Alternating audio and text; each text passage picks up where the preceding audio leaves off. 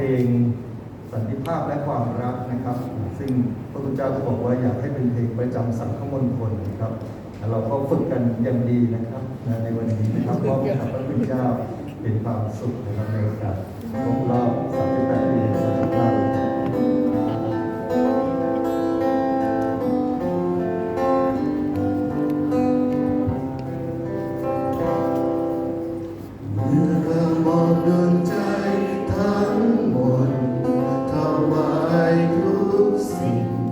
เพื่อเป็นของพระองค์พระเจ้าของข้าและเมื่อเราได้เรียนรู้จักเข้าใจพระวาจาและปฏิบัติตามพระจะเป็นเครื่องมือเพื่อนำสันติภาพ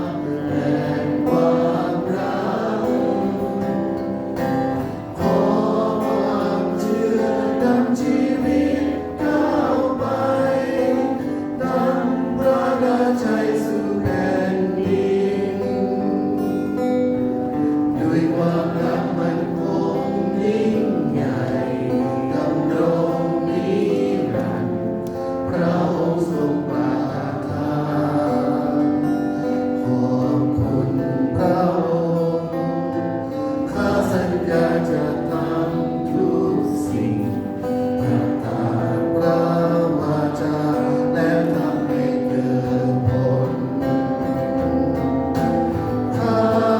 จะเป็นเครื่องมือเพื่อนำสันติภาพและความรักพระองค์ขอความเชื่อนำชีวิตก้าวไปนำพระราชัยสู่แผ่นดิน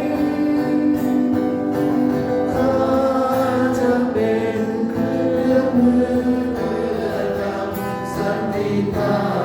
พและความรักพระองค์ขอ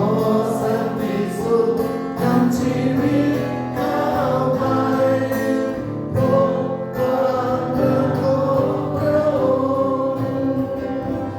สันติภาพและความรั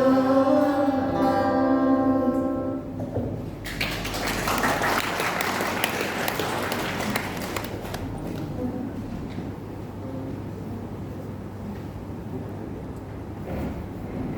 กับ